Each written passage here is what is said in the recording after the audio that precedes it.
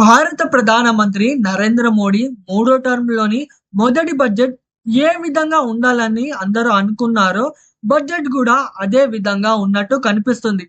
ఈసారి బడ్జెట్ కాంప్లికేట్‌గా కాకుండా ఈజీగా అందరికీ అర్థమయ్యేట్టు, అలాగే అనేక రంగాల వారు లబ్ధి పొందేట్టు ఉంది.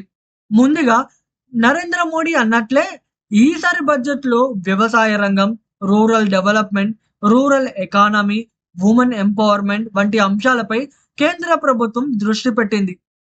ఈసారి కేంద్ర ప్రభుత్వం అనుకున్నట్లుగానే బడ్జెట్‌లో రైతులకు అనుకూలమైన అంశాలను లేవనెత్తింది. కిసాన్ క్రెడిట్ కార్డుల రుణ పరిమితిని కేంద్ర ప్రభుత్వం పెంచుతూ ఇప్పటి వరకు ఇచ్చే రూ. 3,00,000 రుణాలను రూ. 5,00,000 వరకు పెంచుతున్నట్లు కేంద్ర ప్రభుత్వం బడ్జెట్‌లో ప్రకటించింది.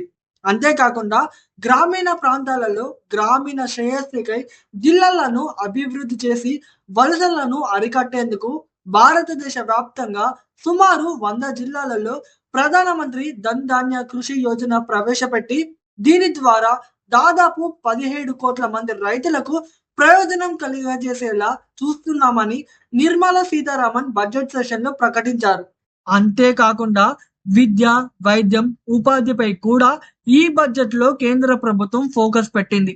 వైద్యం విషయంలో అయితే పేద మధ్యతరగతి ప్రజలు ఇబ్బందులు పడకుండా చెయ్యాలని, క్యాన్సర్ పేషెంట్లకు ఆర్థిక భారం ఉండకుండా చేయాలని, క్యాన్సర్ వంటి ఇతర ప్రమాదకర వ్యాధుల మెడిసిన్లపై పూర్తిగా కస్టమ్స్ డ్యూటీని ఎత్తివేస్తున్నట్లు, నాణ్యమైన వైద్యం కల్పించి వారిని కాపాడేందుకు ప్రతి జిల్లా ఆసుపత్రి కేంద్రాలలో క్యాన్సర్ కేంద్రాలను ఏర్పాటు చేయనున్నట్లు, ప్రస్తుతం భారతదేశంలోని 200 జిల్లాలలో క్యాన్సర్ కేంద్రాల ఏర్పాటు జరగనుందని నిర్మలా సీతారామన్ ప్రకటించింది.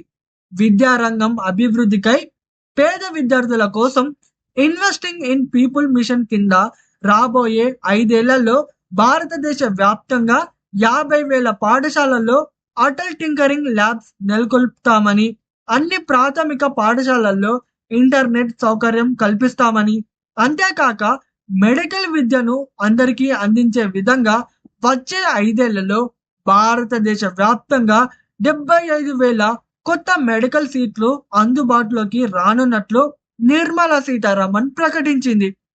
ఎస్సీ, ఎస్టీ వర్గాలకు చెందిన మహిళల కోసం టర్మ్ లోన్ పథకం కింద తొలిసారి సొంత వ్యాపారం చేయాలనుకునే వారి కోసం వచ్చే 5 ఏళ్లలో 2 కోట్ల వరకు రుణాలు అందించనున్నట్లు, దీంతో ఈ స్కీమ్ వల్ల మొత్తం 5 లక్షల మందికి పైగా ప్రయోజనం పొందబోతున్నట్లు నిర్మలా సీతారామన్ ప్రకటించింది.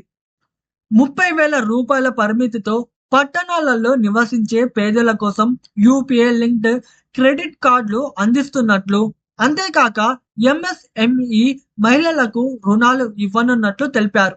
ఎంఎస్ఎంఈ వర్గాల వారి కోసం రుణాల పరిమితిని 5 కోట్ల నుంచి 10 కోట్ల రూపాయల వరకు పెంచనున్నట్లు పేర్కొన్నారు.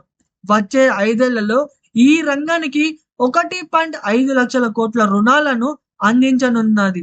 27 రంగాల్లో స్టార్టప్లకు రుణాల కోసం ప్రత్యేక కార్యాచరణ అవలంబించనుంది. ఎంఎస్ఎంఈలకు తొలి ఏడాది 10 లక్షల వరకు క్రెడిట్ కార్డులను కేంద్ర ప్రభుత్వం అందించనుంది. 2025-26 బడ్జెట్లో ప్రాథమిక మినహాయింపు పరిమితిని 3 లక్షల నుంచి 3,50,000 వరకు పెంచవచ్చని అందరూ అనుకున్నారు.